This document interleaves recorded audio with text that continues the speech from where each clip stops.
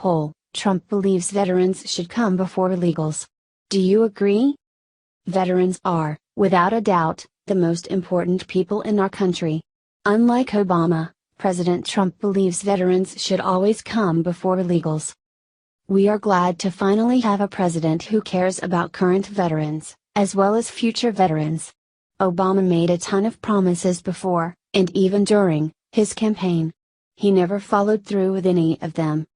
Time and time again, he would say that veterans should not have to wait for their medical care to come through. We witnessed a spike of deaths from veterans with diseases that could have been addressed early and possibly prevented. He did not really do anything that made life better for veterans, or anyone else, for that matter. Illegals were also given free rein of our country under the former president. They could come in from whatever direction they wanted, get government health care, food stamps, and a check, but there are still tons of veterans starving on the streets. It is absolutely insane. President Trump is working on slowing that process to a halt. He is currently making life easier for the veterans who fought hard for our freedom and security. One of Trump's core promises was to choke off the line of illegals walking into our country like we owe them something. We can now allocate that money and put it towards veterans affairs programs and events. They need our support more than illegals ever will. The big question many of the left-wingers have is, how could veterans support President Trump? The answer is easier than you think. Most importantly, President Trump supports our Constitution. Past presidents have managed to bastardize the Constitution into a shell of its former self. President Trump has come out strong, supporting the patriots as well as the document for which they were fighting. Another factor that the Dems tend to forget is that President Trump is a strong supporter of our military. The left walks around during protests in Pooh hats while ferociously claiming that they are victims. Veterans will never support this sort of childish behavior. Trump and veterans believe in real battles. They believe in going to war for the right reasons.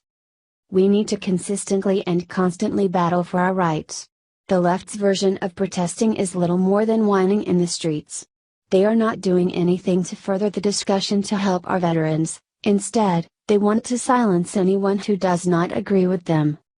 The line is divided even further when you try to have an intelligent conversation with the left about the importance of veterans in our community. You will be called a racist, bigot, Islamophobe, and whatever other dumb, now meaningless, words they want to throw at you. They will tell you that we do not care about illegals and we are terrible for it. No, we do not have an obligation to help people who are not only here legally, but show no respect for any of our other laws. We need to start showing more respect for our veterans and helping however we can. Take the poll now. Do you think that veterans should come before illegals? Let us know below. U.S. Navy redesigning brand new submarine for one purpose only. The U.S. Navy is redesigning its new submarines. And the reason why might surprise you, it's modifying the interior of the warships to accommodate the needs of female crew members. Submarines used to be constructed with the needs of men in mind, but that is soon going to change, according to the Associated Press. Now that more women are serving aboard the vessels, their needs will also be considered, defense contractor Electric Boat told the AP. The subfleet began accepting female officers in 2012 and female enlisted personnel in 2014, according to The Hill. Electric Boat will redesign the Navy's Virginia-class fast attack subs and Columbia-class ballistic missile submarine. Both vessels will be constructed with male and female body measurements in mind. We have a clean sheet of paper, so from the ground up, we'll optimize for both men and women, said Brian Wilson, director of the new ballistic missile sub-program for Electric Boat. The optimizations include more doors and washrooms, which will create separate sleeping and bathing areas for women for additional privacy. Other modifications include seat adjustments so everyone can reach controls and joysticks. Valves in certain areas will also be lowered and steps will be added in certain places so everyone can access the tools or equipment they need. Overhead valves will be made easier to turn.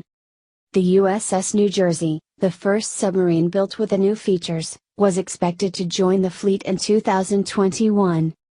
Electric boat officials did not share an estimate of how much the modifications would cost the Navy. To accommodate women, the Navy has already created signs for bathroom doors to indicate whether a male or female is using the facility.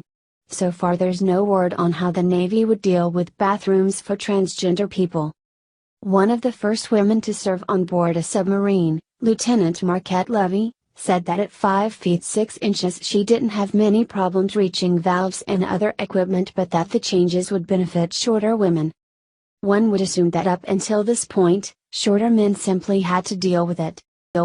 Watch, Trump issues powerful new warning to China, Americans are cheering. President Trump is quickly becoming the most powerful force on the world stage, returning America to the position of prominence we once enjoyed. In a memo signed and released yesterday, President Trump promised to protect American steel producers. "We're going to use American steel, we're going to use American labor, we are going to come first in all deals," said the president. Steel imports have risen almost 20% since February of last year, hurting domestic producers. Wilbur Ross, the Secretary of Commerce, is being directed to launch an investigation to determine if China and other countries are dumping steel into our economy and undermining our national security. Dumping is an aggressive pricing policy where a foreign country will lower the price of a good they sell to drive out competitive or hurt foreign markets. China has been long suspect of dumping steel. Sales of shares in steel companies are soaring as a result of the announcement. The stock value of steel manufacturers have increased by up to 10% for some companies. U.S. Steel released a statement praising the decision. In the statement, they accused China of committing economic warfare against the United States while distorting global markets. U.S. Steel blamed China for the destruction of supply chains, which resulted in the loss of tens of thousands of American jobs and the closure of multiple production plants. Changes in the importation of steel would replace the lost jobs and continue to generate new employment opportunities. The Trump administration said they would not ban foreign steel imports, but they are considering the use of tariffs. If foreign countries are subsidizing their steel industry, then we would need to impose tariffs on imports to restore the fair market cost of steel. The memo was issued as the Dow Jones was already in an upswing and traders prepare for favorable new tax policies. The memo also confirms President Trump's commitment to restoring American manufacturing and providing much-needed jobs. Do you think we should impose tariffs? Please share the story on Facebook and tell us what you think because we want to hear your voice. Red alert, third superpower enters NK escalation with massive wave of tanks.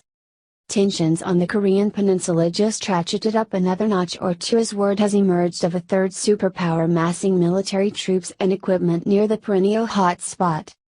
According to the UK Daily Mail, there are reports of the Russian military moving large amounts of tanks, armored vehicles, artillery, helicopters and troops toward the short but strategic border Russia shares with the rogue regime of North Korea on the east coast of Asia. The news, which was based on videos and local media reports of equipment moving by air, rail and road, came just days after similar reports emerged of the Chinese military massing troops, equipment and vehicles near their own much longer border with North Korea, and was thought to be in preparation of impending action against the internationally condemned communist regime. The biggest worry is said to be the potential for thousands, if not hundreds of thousands of North Korean refugees flooding north into China and Russia if the regime of Kim Jong-un is attacked. There are also worries that a strike against North Korea could trigger some type of nuclear accident or explosion, resulting in a radioactive cloud drifting into Russia toward the major military base and port city of Vladivostok, only 100 miles away from the border. Railway trains loaded with military equipment moving towards Primorsky region via Khabarovsk have been noticed by locals, Russian military veteran Stanislav Asinitsin said on Russian news outlet Primemedia.ru, according to the International Business Times. The video shows artillery systems that either support troops in assault or meet the aggressor. The movement of military equipment means that authorities of our country are keeping up with the situation, and take appropriate measures, he continued. If the situation worsens, especially related to military events, The armed forces of all the neighboring countries obviously monitor it more closely, and we are no exception. It is not the first time that North Korea has broken the peace in the region, that's why this situation deserves attention, Sinatson added. However, the Russian military declined to comment on the movement other than to say that exercises in the region had recently concluded, while Radio Free Europe Radio Liberty reported that the Kremlin would only state that troop movements inside Russia were not a public matter. Meanwhile, the United Nations Security Council finally got around to condemning the North Koreans' latest illicit missile test launch, which was in violation of several prior UN resolutions, in a surprisingly unanimous statement after both China and Russia were convinced to support the measure. Please share this on Facebook and Twitter to help spread the word that it now appears Russia has joined in on preparing for action against North Korea.